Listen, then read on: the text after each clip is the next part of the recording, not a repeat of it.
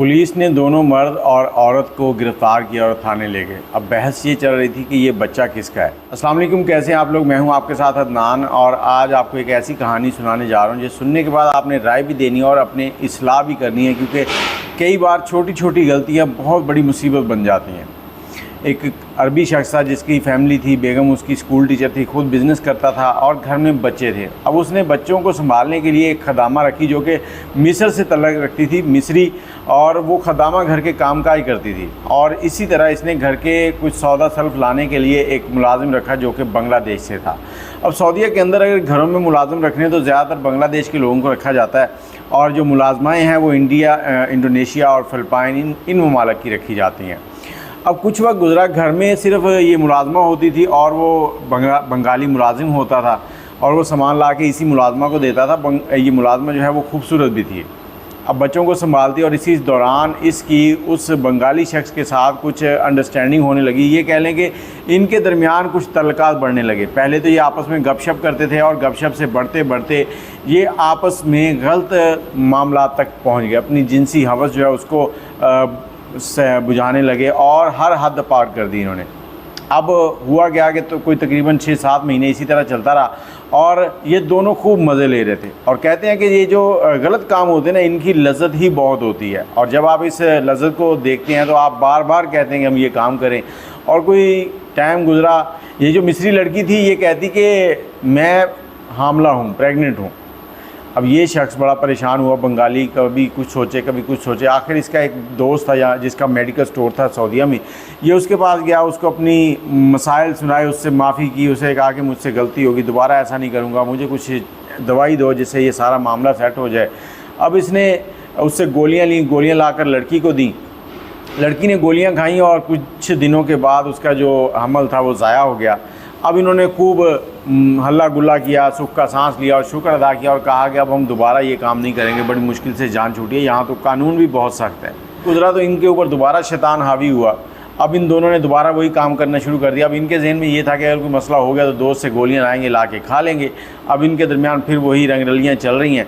और इसी दौरान नज़दीक एक मस्जिद थी जहाँ पर एक नौजवान कारी था, वो इंडिया से आया था, और वो नौजवान इतनी ज़बरदस्त आवाज़ में तिलावत करता था कि सबको बड़ी पसंद थी। अगर उस मस्जिद में कोई कारी साहब ना होते, जिस दिन छुट्टी भी होते, तो वो जमात कराता और जितने भी सऊदी वहाँ पे नमाज़ पढ़ते वो बड़े खुश होकर उसके पीछे नमाज़ पढ़ते, क्योंकि उसकी किरात, उसकी आवाज़ बहुत ही प्यारी थी। अब इस घर का जो मालिक था वो भी उसी मस्जिद में नमाज़ पढ़ने जाता था। उसने एक रोज़ कारी से कहा कि आप मेरे बच्चों को पढ़ा दिया करें, और मेरे पास एक क्वार्टर खाली है, बाकी अगर आपने रहना हो तो वहाँ रह भी सकते हैं, बाकी आप अपने काम करें, शाम को आएँ वहाँ पर रह लें। अब इस नौजवान ने सोचा कि यार मैं रेंट दे रहा हूँ, 100 मसाइल हैं, तो ये मेरे लिए बेहतर हो जाएगा, हो सकता है यहाँ से मुझे खाना भी मिल जाया करेगा, इनके बच्चों को पढ़ा देता हूँ, फ़ीस थोड़ी कम ले लूँगा। अब इनके दरमियान सारे मामला तय हो गए। अब वो जो इंडियन कारी था वो भी इस घर में रहने लग गया।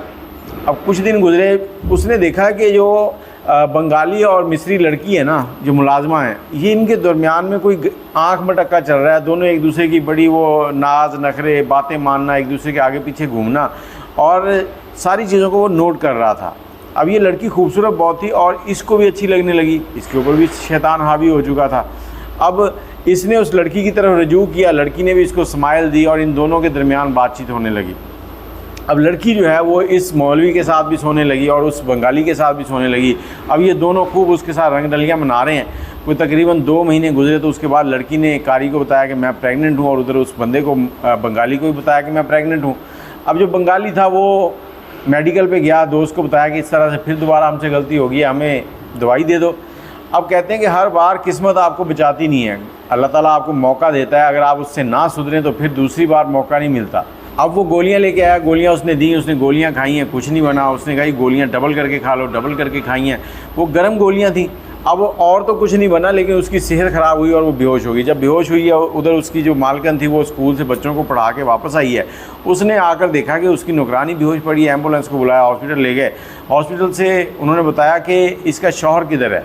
अब वो मालकन बताती कि ये तो कंवारी है, इसकी तो शादी नहीं हुई। उसने कहा नहीं जी, ये तो माँ बनने वाली है, इसको तो दूसरा तीसरा महीना चल रहा है। अब वो जो मालकन है उसका सीधा शक अपने शौहर पे गया कि मेरे शौहर ने इसके साथ कुछ किया होगा। उसने अपने शौहर को फ़ोन किया, उसके साथ लड़ाई शुरू कर दी कि हमारी मुलाजमा प्रेग्नेंट है, तुमने कुछ किया। उसने आगे से जैसे ही उसको यकीन दिलाया, उसने कहा मेरा ऐसा कोई मामला नहीं है। उसने कहा फिर सीधा हॉस्पिटल आ जाओ। वो हॉस्पिटल आया, आकर वहाँ देखा सारा मामला। लड़की को भी होश आ चुका था, लड़की ने अपना बयान दिया। जब उससे पूछा गया तो उसने सारी कहानी सुनाई। उसने कहा जी मेरे पेट में जो बच्चा है ये मुझे नहीं पता किसका है, इस बंगाली का है या इंडियन का है, लेकिन इन्हीं में से किसी एक का है। अब अदालत में फ़ैसला गया, अदालत ने सारे मामले को सुना और सुनने के बाद अदालत ने कहा कि इस बच्चे के पैदा होने तक तीनों अफराद जो हैं वो पुलिस की कस्टडी में रहेंगे। अब तीनों को गिरफ़्तार कर लिया। बच्चा पैदा हुआ, बच्चा पैदा होने के बाद उसका डीएनए कराया गया। डीएनए कराया गया तो वो डीएनए जो है वो बंगाली के साथ मैच कर गया और जो इंडियन था उसके साथ मैच नहीं किया, लेकिन इंडियन ने जुर्म तो किया था ज़िना का। अब इंडियन जो है उसको भी कोई साल डेढ़ साल की सज़ा मिली। उसके बाद वो रिहा हुआ और उसको परमानेंट ब्लैक लिस्ट करके डिपोर्ट कर दिया गया। और दूसरी तरफ जो खदामा थी उसको भी 1 से 1.5 साल जेल में गुजारा और उसको भी निकाल दिया गया, उसे भी डिपोर्ट कर दिया गया। और वो बंगाली जो था वो एंड पे बचा। अब बंगाली जो है उसको तकरीबन 8 साल की सज़ा हुई और उस 8 साल में से कोई लेना देना करके कोई 6 साल उसने सज़ा काटी। जैसी सज़ा काट कर जेल से निकला है तो उसको भी डिपोर्ट कर दिया गया। अब ये लोग जेल में पीछे घरों पर यही पता है कि हमारे बच्चे गए हुए हैं वहाँ पैसे कमा रहे हैं, पैसे भेजेंगे, लेकिन जब ये बातें जो हैं घर तक मोहल्ले तक पहुँची कि वहाँ पर ये रंगरलियाँ मनाई गई हैं तो दोनों की, उस इंडियन की और इससे बंगाली की इज़्ज़त क्या रही होगी। कहते हैं कि अगर आप परदेश में हैं तो अपने नफ्स को कंट्रोल रखें, अपने नफ्स के ऊपर काबू रखें, क्योंकि नफ्स जो है वो आपको ऐसी ऐसी जगह ले जाता है जहाँ से फिर वापस लौटना मुश्किल हो जाता है। अपनी राय कमेंट में ज़रूर दीजिएगा, दुआओं में याद रखिएगा। अल्लाह हाफ़िज़।